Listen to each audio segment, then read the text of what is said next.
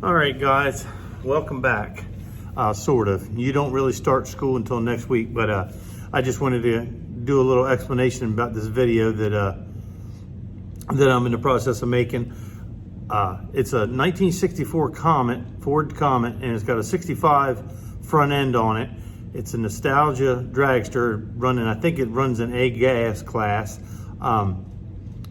Obviously, it's going to have great big wheels and tires tucked underneath the back of it, and little skinny ones up front, and all that stuff. And that thing's getting painted two-tone. The bottom half's going to be competition orange, which is a Ford color, and the top is going to be Oxford white, which is also a Ford color. But I really kind of just wanted to do it to get you guys kind of excited and everything about some of the neat stuff that we're going to be doing in here this year. I want you guys in here badly, but I don't know exactly when or how this is going to take place. I haven't had all these questions answered yet, but I am working on it. But I just kind of wanted to make this little video. Thought it'd be neat for you to watch and give you some encouragement. And I've got a few ideas for some more things that'll be fun for you to watch until we can get you everybody back in here. Things are going to be different this year. Just because of the end of last year ending the way it was. This year's sophomores, you guys don't know anything about this class really. I mean, I had you in the rotations and that's it. Some of you I had in rotations at the very beginning of the school year and you haven't been back in the shop since. So it's gonna be really tricky trying to get you caught up. And then obviously you're not in here, you're probably not gonna be in here every day the first marking period. So, you know, this is so hands-on and I love so much to be out in that shop, and that's the way I teach. There is theory involved with auto body, but 99% of it is about hands-on body work. And that's where I think this class shines, is getting out there and doing it. And then once you understand what it is we're doing, I can bring you in the classroom here and explain easier the theory of why we're having to do it that way. But that's enough rattling on. I just hope you enjoy this video, and I can't wait to see you. The next time you probably see it, I'll be painting it, but I'm trying to keep this video as short as possible. Please put some ads in or comments in the comment section at the bottom. Let me know what you want to see. If you like it, if you got any questions, feel free to ask. Thank you. Well, welcome back to the school, students. I got a neat little project that's going to get painted. I'm gonna make a video of masking this thing up for you guys. This is right before you guys are going to be back in here. Okay, guys, taking a look at this car. I wonder how many of you noticed what's odd about it, other than it doesn't have paint and it looks kind of funny. This is what it's fixed up to be, an old nostalgia dragster. This is how they used to run them in the 60s. It's got a straight axle in the front, meaning if you see that bar underneath there that's holding the two wheels together, that I-beam looking thing, that's a straight axle instead of the independent. And another thing that's really unique is it's got an altered wheelbase. The wheelbase is the distance between the back tire and the front tire. This back tire has been moved forward. This back tire should be sitting about right there. It's probably been moved a foot to 18 inches.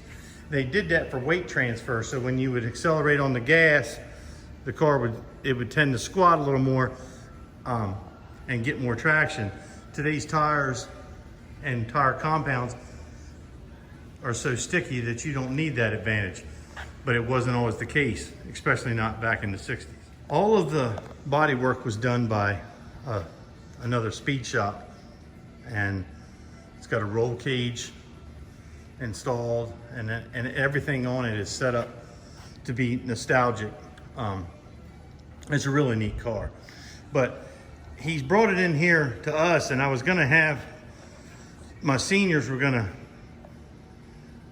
do this car, but because of the whole China virus thing going on right now, I'm just going to use it as a lesson for you. And it is a good lesson, and it'd be neat to watch. All right, what we're gonna be doing is I'm gonna be taping up all of these jambs because we don't want paint to go inside of there. This thing is going two-tone. The top of it from here up is gonna be white, and from here down is gonna be competition orange. It's a Ford color. It's what's on the new Mustangs, but they've used it for years. So we're gonna come up here to the front, and another important thing to mask off is we're gonna mask off these jambs. We're gonna use some, what's called, in the field we call it dark tape. It stands for door aperture tape. It's a foam tape, and I'm gonna put it in there. And when we shut the hood, when we shut this hood down, it's gonna seal it right up. That way there'll be no overspray get on his engine compartment. And as you can see, there's that I-beam that I mentioned earlier. There's really not much to tape up on this thing. The windows and those door jambs, and of course we're going to tape these trunk jambs up. And like I said, the top of it's going white and the bottom's going orange. And you can see it written on there. In between these two holes, this is going to be shiny black. There's molding that goes in these holes. So I'll probably put this on a time lapse and start taping it up. But I'll stop every so often when I'm doing something really unique. Okay, I'm putting that foam tape in the jambs there. And what's gonna happen is when I shut the hood, it's gonna seal it up, and I'll show you that later. What I wanna show you is, this is what it looks like. Let it get focused there. See, it's foam, and it's sticky. See that sticky right there? It's sticky on that one side, and that's what you use to stick it to that, and then when the hood comes down, it just seals it up. It works really nice. Another key area that is important to get taped up is like these scoops right here. If I just let paint blow in here, it's gonna create a lot of turbulence, and no matter how much I blow this out ahead of time, it undoubtedly will spit some trash out of here. So what I do is I tape that up. It doesn't have to be the prettiest, as long as none of the tape is on the outside, it'll be fine. This is a actual functional hood. These go in here, and if you look underneath, if you can still see how this is all humped up, this is made to wherever your carburetor or your fuel injection, whatever you're running, you line that up, and then you would cut the hole out, and when you shut the hood, it would seal up. So it is a functional hood, but I just wanted to stop taping for a minute and show you what I'm doing. All right, the vents are taped up. I got the foam tape on the edge of the fenders. Back here, I have run a piece of 18-inch paper that I have stuck to this foam tape, and that'll seal that area up when I shut the hood. The front edge of the hood, I put this tape, and this is like back tape, we call that. I've taped it to the back edge of this hood so that it hangs down, and I'm gonna attach paper to it. Okay, remember that tape that I back taped on the hood? I've carried it on over, and I'm taping off this headlight bucket. This is the headlight bucket, they call that. Again, I don't want turbulence. It's obviously, I don't want paint getting in there, but equally as important, I don't want what's in here flying out and getting on my nice paint. So I'm gonna cover this up with masking paper now. Now I've got the paper across there, it's nice and neat. I will be, after I put it in the booth, I'll run another piece of paper down here at the bottom, cover that up. But coming together. Okay, the front end is taped up. Now, I'm moving up here to the windshield. This has got a real thick rubber gasket that holds the window in. We'll discuss that at another lesson. But all you can do is tape to the edge of it as good as you can. Now, you see this kind of looks a little bit rough down in here. There's a groove in this rubber that you can't see right now. And there's a strip of chrome that goes in here and locks this windshield in. And when that piece of strip of chrome goes in there, it's going to expand that rubber, and that rubber is going to end up right on that edge. So it's actually a kind of a good thing. So the paint's gonna get all in here, and then when they put the chrome in there later, it's gonna seal all that up and have a nice crisp edge. So I've got the windshield outlined in tape. Now I'm getting ready to put a piece of 18-inch masking paper across. Now, as you can see, this paper overlaps the edge of the windshield. And you also notice how smooth it is. A lot of people try and tear this paper right on the line here. Then you end up with all this patchwork stuff going on. I don't like it, it doesn't look nice, but the important part of it, every time you have a fold or something like that, it can catch debris. And even as I paint this thing, the paint overspray will build up in a fold like that. And then when I crank the air pressure up to spray the clear coat, it'll blow it out of there and it can end up on the car. So we always want the paper as smooth and as tight as we can get it. So what I'm gonna do is I'm gonna come back now, I'm gonna put a piece of paper across the bottom, and then I'm gonna take a razor blade and I'll cut this down. Now, I've put a piece of paper, I attached it to the top piece, and I'll let it hang down. Yes, you certainly could have flipped this paper over and put that taped edge on the molding, but then I would have had all those pleats that I was trying not to get in here. So now I'm gonna take a razor blade and I'm gonna cut all this out. Now, see, now it's not taped, but see what I did? I ran the razor blade down and cut that off the bottom. Now I'm just gonna go around with 3/4 inch tape and tape it down, and it'll be really tight and be nice. That is a nicely taped windshield, nice and crisp and tight. And I'm going to be moving on to the windows and the doors. When I get over here to the doors, I'll be opening them and I'll be taping these holes up from the inside. I'll probably take that lock cylinder out and tape it up. Now I'm going to move on to taping up this door. I'm going to reach inside the door and I'll be able to get up to the opening for this. I normally will take this lock out, but for whatever reason, the whoever did the body work on this chose to not take it out, and just my luck, if I take this thing apart, something's gonna break. So somebody's already primed it, and I'm not gonna paint over it. I am gonna tape it up, but that's all I'm gonna do with that. I'm gonna leave it installed. I'm gonna take this hole up, and then I'm gonna put that foam tape around this edge all the way through the door jamb so that we don't get paint on this overspray on this door jamb. All right, you can't tell it, but that hole is taped up. All right, you can tell that one. Now, I taped up the outside of that lock cylinder, and again, you probably can't see it, but I actually, on the inside of the door, I taped up this gap that's around here so none of the overspray will blow in.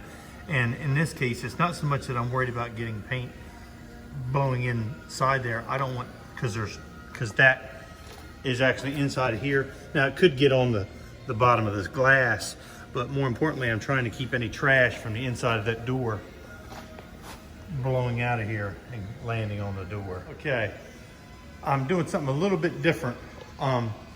When you shut this door, matter of fact, let me walk around the other side for a second and show you what I'm talking about. Okay, I'm around the other side of the car. You notice this big gap? Well, it's what I'm dealing with here. Let me open this door up.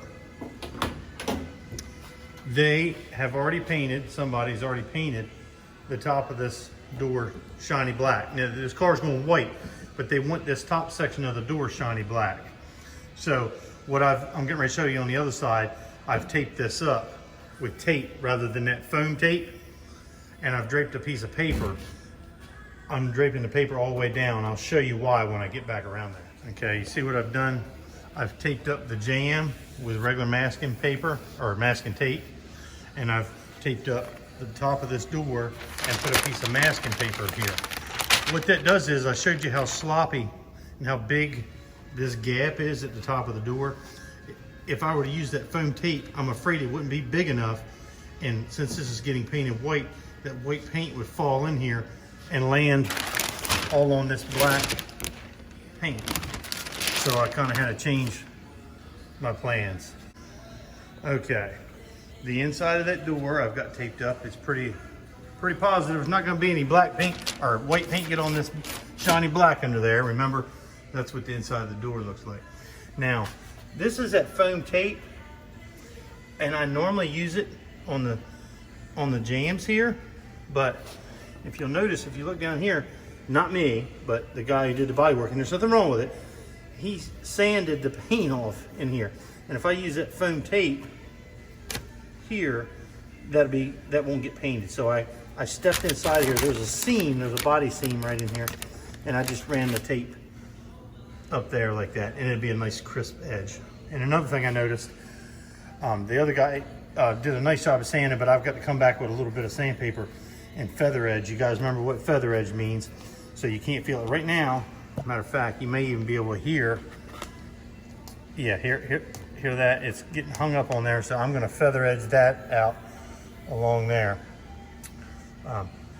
But right now, I'm going to shut this door, see what it looks like. Okay, you can see now, because you can see all that yellow. That's why I ran the tape in there. So now none of that white paint will get on the black that's on the other side of this. Okay, now I'm going to move to taping up the side glass. It's pretty much just a matter of running tape right on the edge of that weather strip and right on the edge of that rubber all the way around. Okay, I've outlined the windows with 3/4 inch masking tape, and I held it. It's kind of hard to tell, but it's called a felt, window felt. It's a belt molding. The molding that goes on the outside of the window is called a belt molding, and on this particular car, it's felt in there, and it's kind of deteriorated. Well, maybe it's rubber, but it's broken off so bad, it seems like it's felt. That's not important. What is important is I taped right along the edge of it with this 3/4 inch masking tape, and now I'm going to cover all this with masking paper.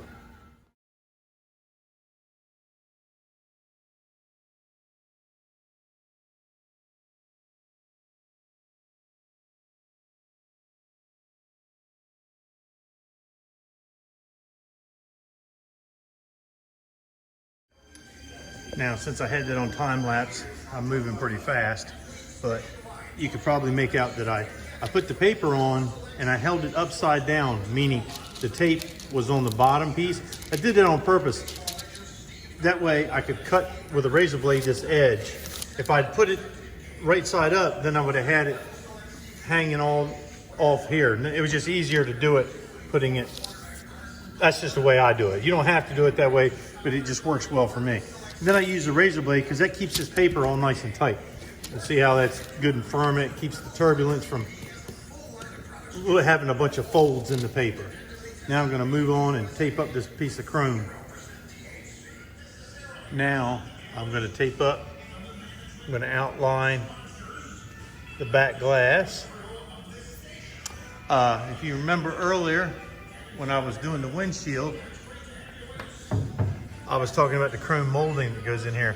He's got part of it inserted. What that chrome molding is not just there for looks. It actually locks the window in. It spreads that rubber apart and makes it lock in. But I'm going to be taping that up.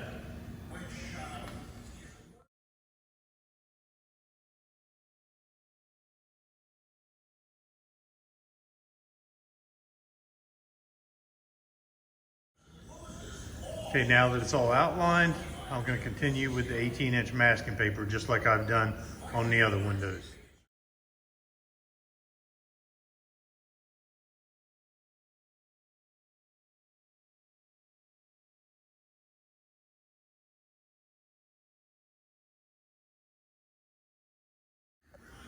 Okay, there's the back window all taped up.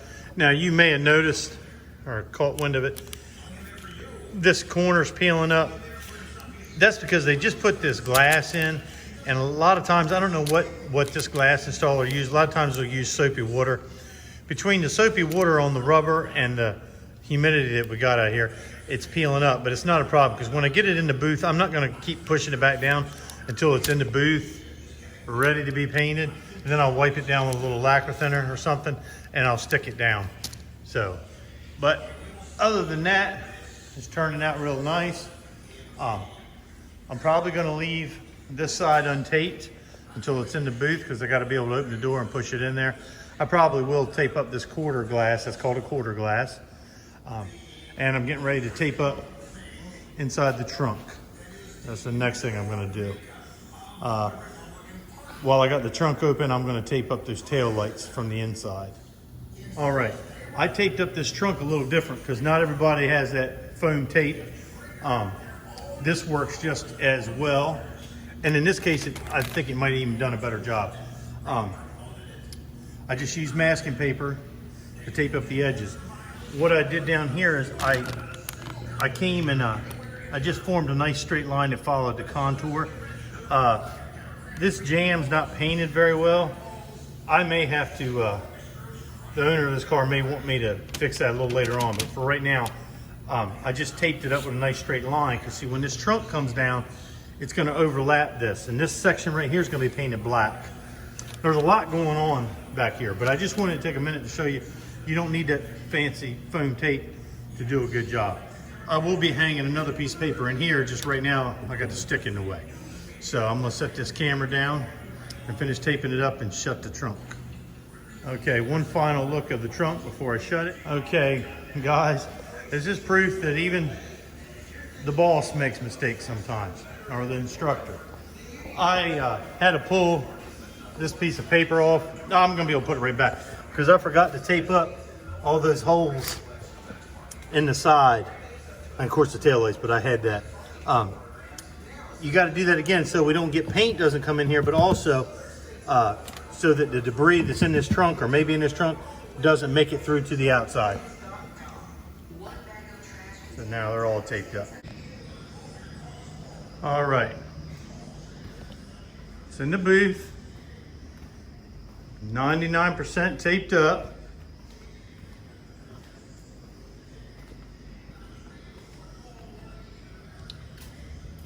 I left this open so I could push it in here. So I gotta take this handle up and this glass up.